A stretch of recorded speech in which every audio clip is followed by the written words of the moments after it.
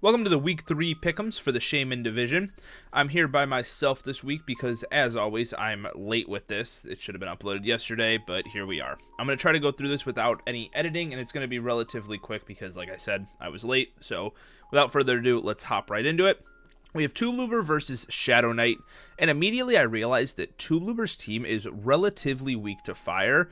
He has Swampert, Tyranitar, and Dockspun, which has an immunity, but that gouging fire under Sun looks absolutely fantastic, and the Venusaur and the Hisuian Lilligant also just look absolutely insane, because the things like Tyranitar and Swampert that can switch into the fire moves from gouging fire can't switch into the grass moves from Venusaur and Lilligant, and Solar Blade from Lilligant is just super strong.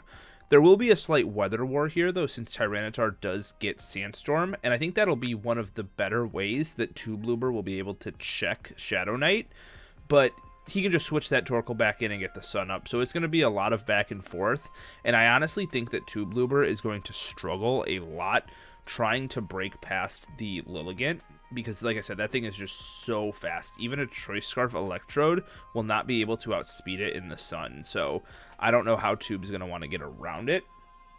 As well as the Venusaur. That thing gets Weather Ball, Sludge Bomb, Giga Drain, Solar Beam, all of that, so it's looking rough. Toob's Tyranitar looks really good if it gets an opportunity to set up, but the problem is I don't think it will find that opportunity. Gouging Fire beats it, Venusaur. Hisuian Lilligant, Staraptor gets close combat, Torkoal can burn it. Like, there's just so many different things that make this look like it's going to go in Shadow Knight's favor. But we'll see if that Torkoal can get taken out immediately or, like, you know, in relative quick fashion. Toob can put in work since the Lilligant won't be as fast, you know, since it doesn't have chlorophyll. Moving on to our second game here. We have Wolf versus Flupke. And immediately, I noticed two things. Ogerpon looks really good into Flupke's team. But on the flip side of that, Dragon Dance Regidraco with Terra Steel has no switch-ins from Wolf's side, because the Iron Valiant will get bopped by a Terra Steel Terra Blast, especially if Wolf doesn't predict and goes for a fairy move, because with a booster energy, the Iron Valiant can outspeed Regidraco at +1, but at +2, it's going to outspeed the entire team, so that's going to be a really hard thing for Wolf to deal with. So I think it's really going to come down to who gets the opportunity to set up first. Chien-Pao also does look fantastic, besides that Valiant, which Valiant does get Vacuum Wave now, so this might sway Flupke to not want to bring the Chien-Pao, but a Slowking would check a special Valiant very well. So they have good counters to almost everything on each other's teams. Just like I said, that Ogerpon is very hard. Fire plus Grass doesn't really have many switch-ins. There's Regidraco, but Play Rough will bop that, and then Flareon. But Flareon overall, I don't think has the best matchup here, especially with things like Blastoise. Even a Shell Smash Blastoise in this matchup looks really good, because you can run it physical, so you won't have to worry about that Slowking.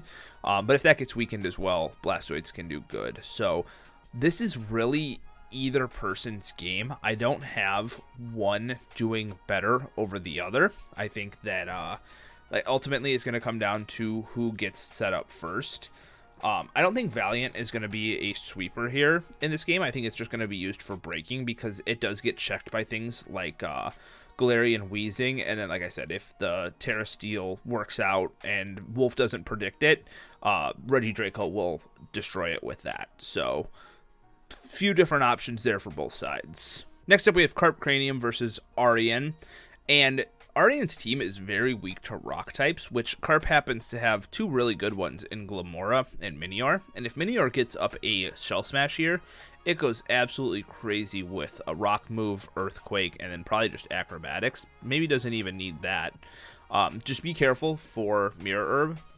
Obviously last week you got swept by the Inteleon with Mirror Herb, so I think that's something you're going to be more cautious of now in the future. Carp also wants to keep his Incineroar healthy this game, because if not, Spectrier goes absolutely crazy. Carp doesn't have the best special defense just generally on this team. Clefable might be able to take one hit dependent on if that Spectrier gets a boost at all, whether it be from knocking something else out or a nasty plot. So Incineroar is going to be very important here, and I overall think Incineroar has a really good matchup. It has knockoff to remove Gliscor's Toxic Orb, Knuckle Stack's Eviolite, same with Clefairy if that comes, and it just matches into, like I said, Spectrier really well and Metagross. So I think Incineroar looks really good, and Aryan's going to have to try to figure out a way to remove that. Ultimately, though, I think Aryan has a better matchup here just due to the raw power his team has. Kyurem is just so strong on the special and the physical side. Spectrier obviously is super strong, especially if it starts to get going with Shadow Ball and Grimnay boosts. Metagross has a base 130 or 135 physical attack, so just off rip, those heavy slams or meteor mashes or psychic fangs or whatever are going to do a ton of damage. And we can't overlook Boom Burst on that Noivern with Terra Normal. And I think all of these different factors are going to lead to Aryan probably winning this game unless Carp can get that Minior set up in a safe fashion. I think Carp can win under those conditions, but that's very specific, so I'm going to give this one to Aryan for this game. Next up, we have Kyle versus Lord Arkanum, and Lord Arkanum's team is so terrifying. I'm pretty sure I've mentioned this a few times so far this season, but they are 2-0 with +6, and I don't see them stopping anytime soon. But Kyle can put up one of the best fights against this team, in my opinion, due to a few different factors. Besides Sneasler being faster, Iron Bundle goes absolutely insane. There is nothing that resists the dual stab of water and ice, so Lord Arkanum has to fear that a ton. Terrain Wars will also be happening between Pincurchin and Indeedee if those both plan on coming. So Sneasler's going to have to be careful of whether it wants to run a Seed, whether it wants to run Fake Out Normal Gym, or Close Combat with White Herb, maybe Air Balloon, a few different options, but I don't think the Seed is going to be as cut and dry as it's been in previous weeks. That Sneasler also speed ties with Sceptile, who has Unburden, so that is something that Lord Arkanum has to be prepared for, and he can't get away with running an Adamant Nature, since he would lose out on the speed tie with an Unburdened Sceptile, which generally Sceptile doesn't look too bad here either with the Terra Flying. But Dragapult, especially a Choice Specs Dragapult, looks absolutely terrifying for Kyle's team to switch into. You have to be careful of a booster energy off of the Iron Bundle, but Shadow Balls plus like Thunderbolt and Draco just look crazy into Kyle's team. So it's going to be a very close game. I think it's going to come down to the Sneasler set. Corviknight does wall Sneasler, though, decently as well. So we'll see how that goes. But I think I'm going to give this one to Kyle for this matchup, just because of how good Bundle looks into Lord Arkanum's team. If that Sneasler goes down, Bundle just wins. I mean, there's nothing that is going to stop it. Next up, we have Truckjud versus Legend Lamarcus.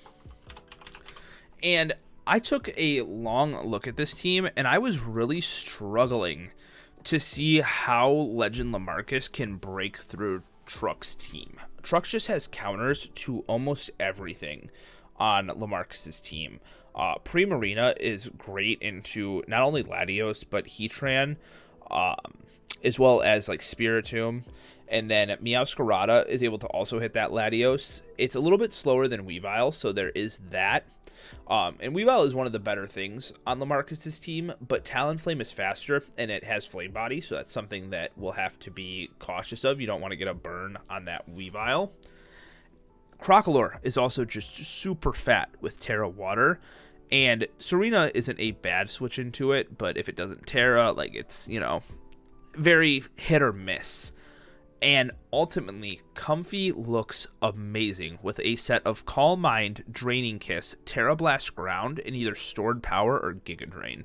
I think that set just goes absolutely crazy into Lamarcus's team.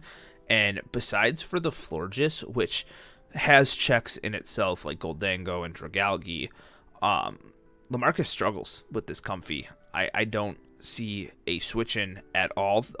If you want to go the stored power route, that hits a Quagsire with Unaware. It hits Ogie Dogie. And it would even probably be able to break through Florges with enough boosts. So I'm going to give this one to Truck. And like I said, I really looked through. And besides the Weavile, because Weavile does have a great matchup, don't get me wrong. If something happens to that Talonflame, Weavile goes crazy.